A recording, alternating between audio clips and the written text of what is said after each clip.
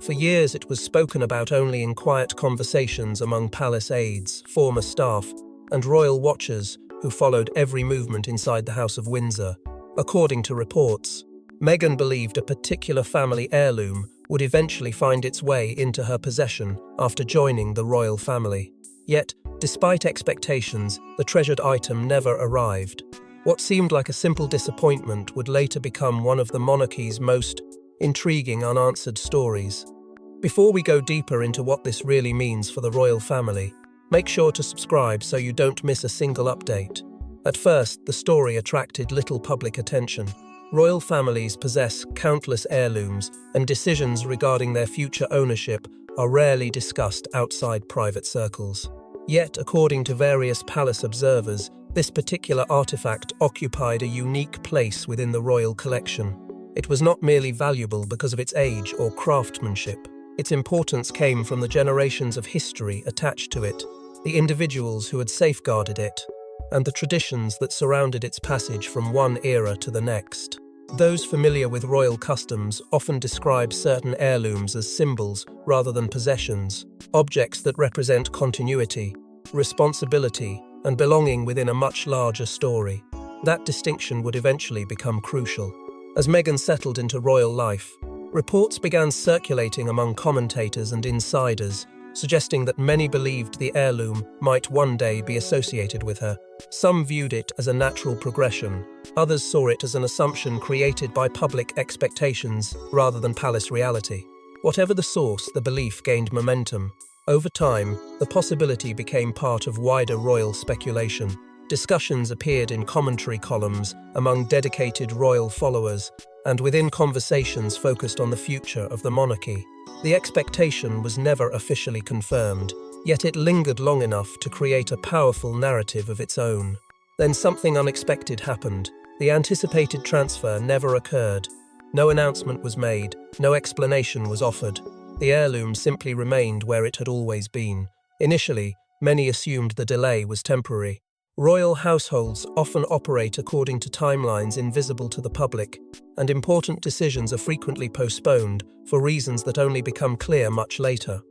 But as months turned into years, questions began emerging. Why had the item not changed hands? Had plans changed behind closed doors? Or public assumptions been mistaken from the very beginning? Those unanswered questions slowly transformed a private matter into a growing royal mystery. The palace insiders reportedly discussed the issue with increasing interest. While commentators searched for clues that might explain the outcome, some suggested that tradition played a decisive role.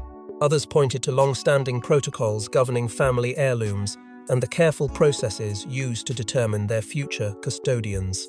Each theory seemed plausible, yet none fully explained why expectations had become so widespread before ultimately leading nowhere. What made the situation especially fascinating was the contrast between anticipation and reality. On one side stood the belief that the heirloom would eventually arrive. On the other stood the undeniable fact that it never did. Between those 2 points existed a gap filled with speculation, uncertainty, and increasingly intense curiosity.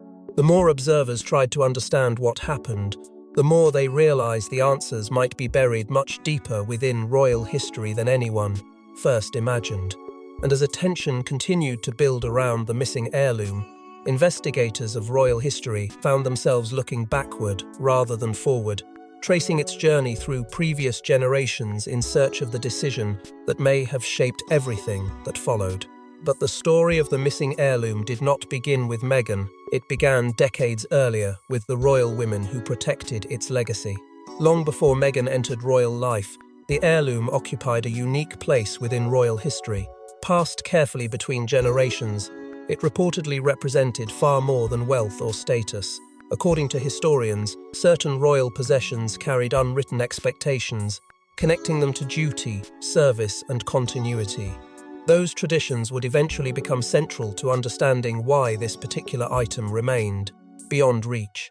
To understand why the heirloom became the center of so much speculation, it is necessary to look far beyond the modern royal family and into the generations that came before. According to royal historians, some objects within the House of Windsor acquire a significance that extends well beyond their physical form.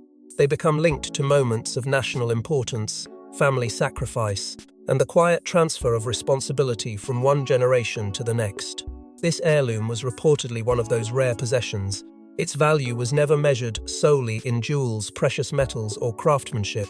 Instead, its true importance came from the story it carried and the royal women who had safeguarded it across decades of change.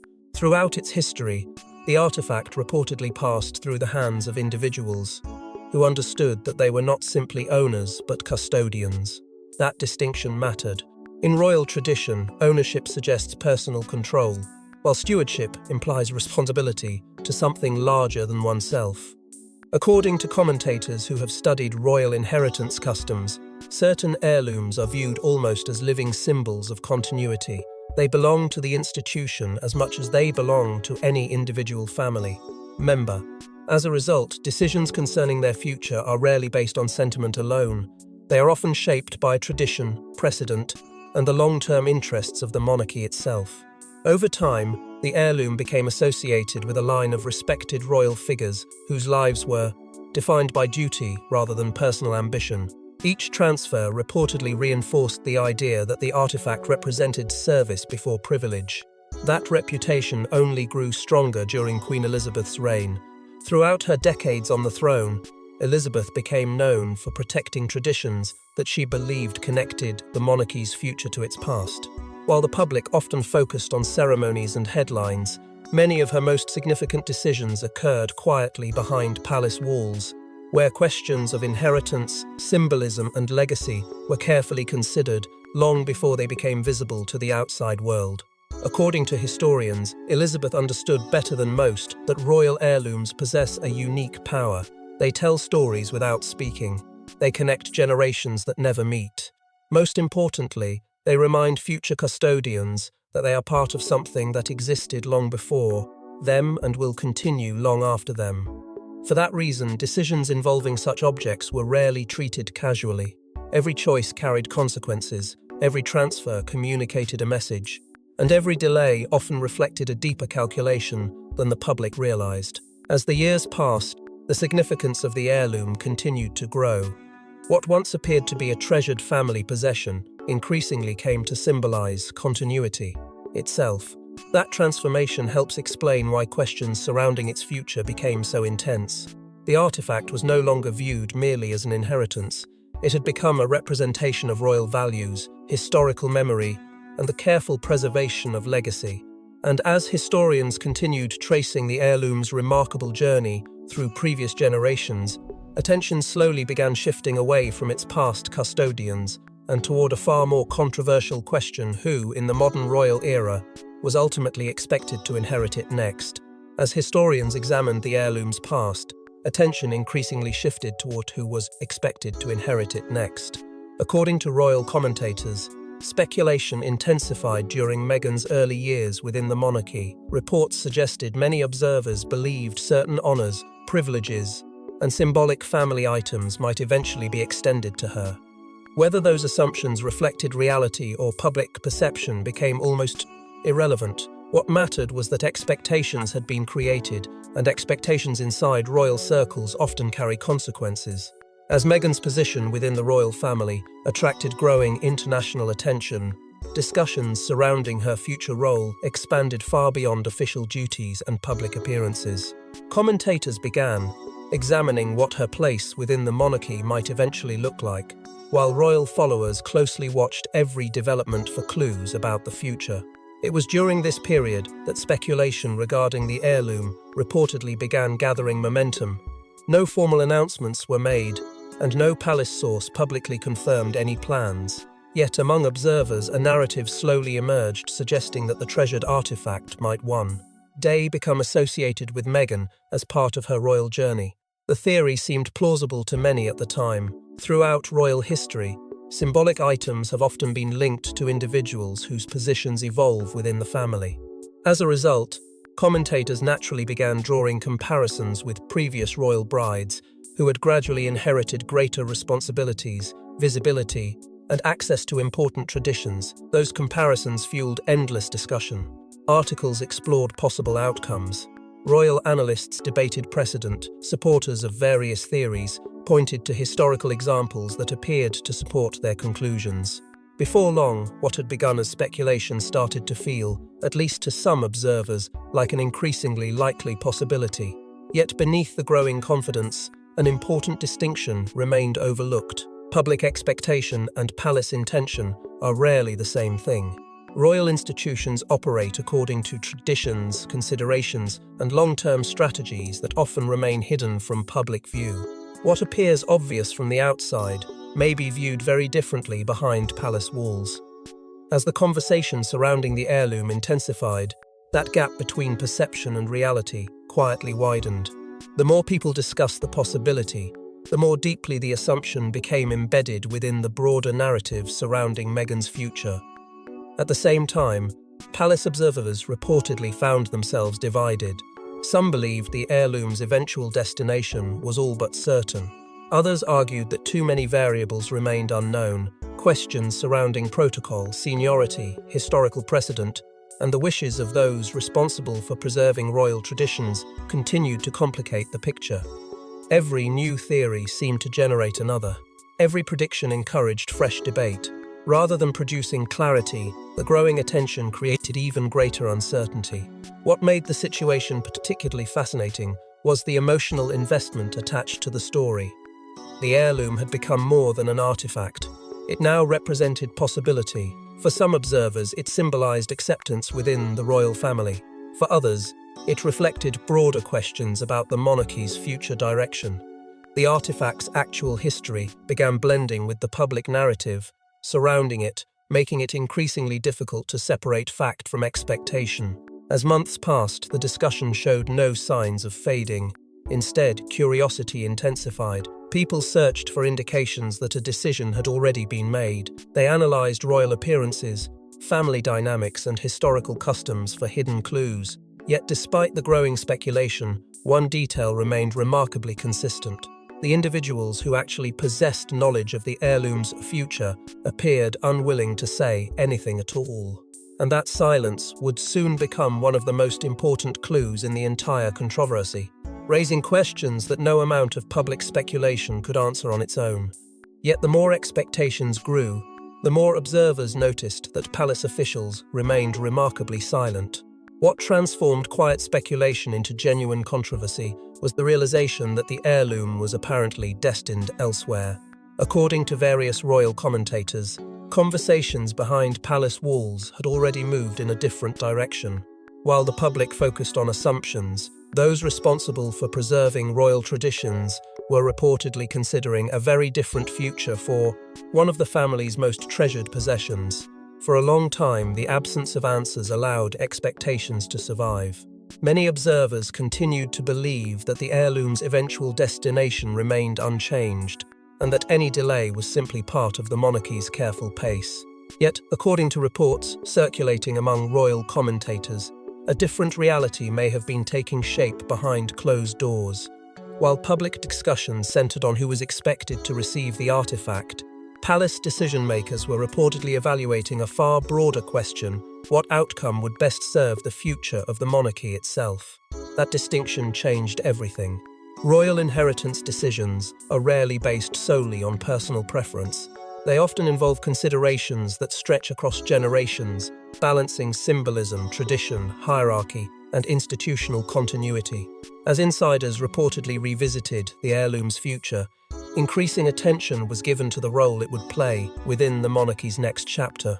The artifact's significance meant that whoever ultimately received it would inherit more than an object. They would inherit a connection to a legacy carefully preserved across decades. That reality reportedly encouraged a different kind of discussion, one focused not on expectations but on stewardship. According to palace observers, it was around this time that alternative succession theories began emerging. These reports suggested that those responsible for safeguarding royal traditions may have viewed the heirloom through a long-term lens. Rather than asking who desired it, the question reportedly became who best represented its future. Historians frequently note that royal institutions often think in terms of decades rather than moments. Decisions that appear surprising in the present are sometimes designed to support a vision extending far beyond current headlines. If such thinking influenced the heirloom's future, it would help explain why assumptions and reality ultimately drifted apart. The possibility that the artifact had already been quietly earmarked elsewhere sparked intense debate. Royal commentators began examining family hierarchy precedent and historical customs with renewed urgency. Every previous transfer was scrutinized. Every tradition was revisited. Supporters of competing theories searched for evidence that would validate their conclusions. Yet instead of producing certainty, the growing attention created even more questions. Why had public expectations moved in one direction, while palace thinking reportedly moved in another? Had the decision been made years earlier, or had changing circumstances altered the outcome along the way? What made the controversy particularly compelling was the contrast between perception and planning. Outside observers saw a story about anticipated inheritance. Behind the scenes, according to various reports, the discussion may have centered on something much larger: the future stability of the monarchy and the preservation of traditions stretching back generations. The heirloom had become a symbol of continuity, and continuity often demands decisions that are not immediately understood by those watching from the outside. As fragments of information gradually entered public discussion, the narrative began changing.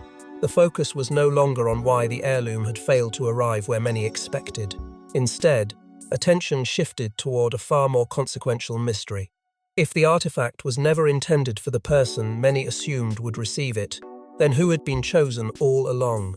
That question would soon dominate the controversy and push the debate into entirely new territory.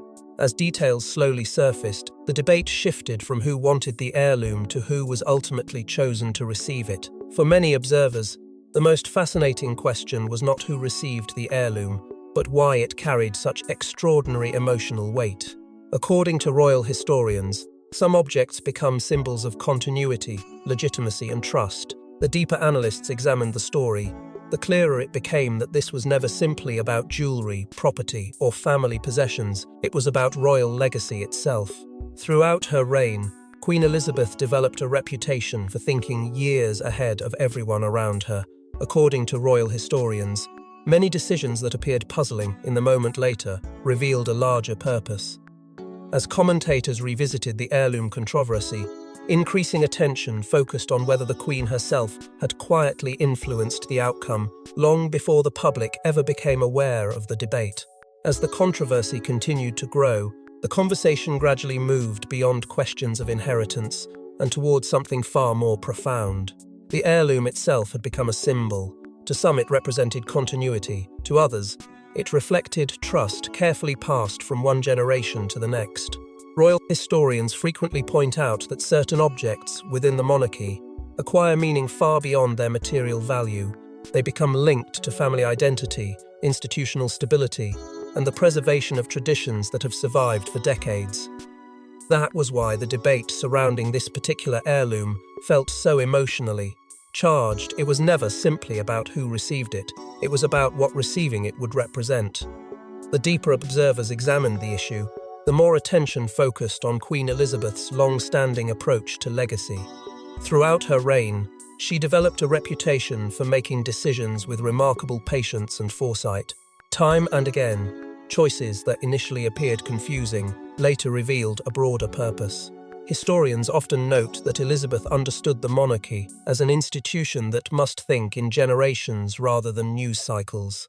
Every decision involving symbolism, succession, and family continuity was reportedly viewed through that lens. As a result, many commentators began asking whether the heirloom's ultimate destination had been influenced by plans established long before public speculation ever began. That possibility transformed the narrative once again.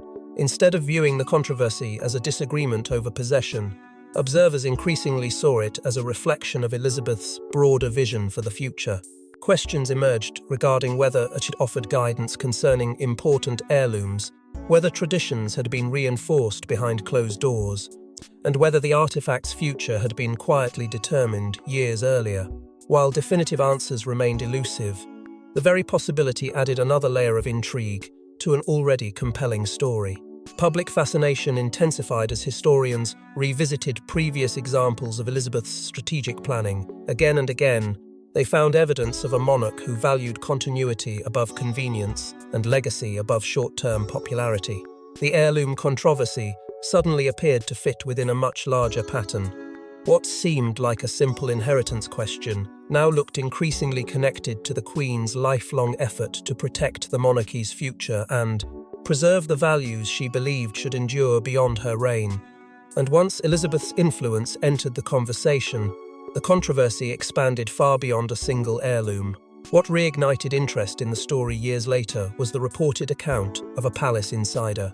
Though no official confirmation emerged, comments attributed to individuals familiar with royal affairs reportedly shed new light on why the heirloom never reached Meghan.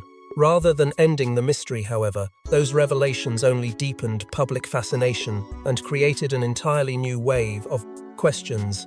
In the end, the controversy endured because it reflected a timeless royal reality. Not every treasured object is inherited by the person who expects it. Not every family tradition follows public assumptions. According to many observers, the missing heirloom became symbolic of something much larger: the monarchy's determination to place legacy, continuity, and institutional responsibility above personal expectation, regardless of how controversial those decisions might become. As renewed interest spread through royal circles, media outlets, commentators, and historians once again turned their attention to the mystery. The reported insider account did not provide definitive answers, nor did it identify a single moment that explained everything. Instead, it offered something far more powerful: a suggestion that the outcome may have been shaped by considerations that extended well beyond public expectations. Almost immediately, competing interpretations emerged. Some believed the decision reflected long-established traditions. Others argued it demonstrated the monarchy's preference for continuity over sentiment. Whatever the explanation, the controversy seemed to confirm one thing: the heirloom's significance had never been measured by its material value alone.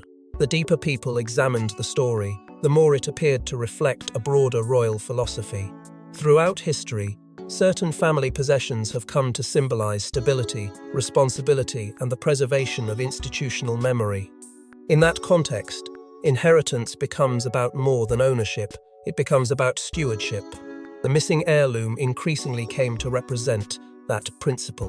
Rather than viewing it as an object that someone failed to receive, many observers began viewing it as a symbol of how the monarchy chose to protect traditions that it believes must outlast any individual generation. What made the story so enduring was the fact that many of its central questions remained unresolved. Public fascination continued precisely because certainty never arrived. The mystery left room for debate, interpretation, and speculation. Historians explored precedent, commentators revisited old assumptions, royal followers continued searching for clues. Yet, despite years of discussion, the controversy resisted a simple explanation. In many ways, that uncertainty became part of its lasting appeal. Ultimately, the missing heirloom left behind a lesson far larger than the artifact itself. Expectations can shape narratives, but they do not always shape outcomes. Royal traditions often follow paths invisible to the public, guided by considerations that only become apparent much later. Whether the decision was influenced by legacy, continuity, stewardship, or long-term planning, the controversy highlighted the enduring tension between personal expectation and institutional responsibility. And perhaps that is why the story continues to resonate long after the original speculation began, because in royal history, the items that are never received often reveal far more than the ones that are. Thanks for watching. Please don't forget to like and subscribe, and we will see you in next one.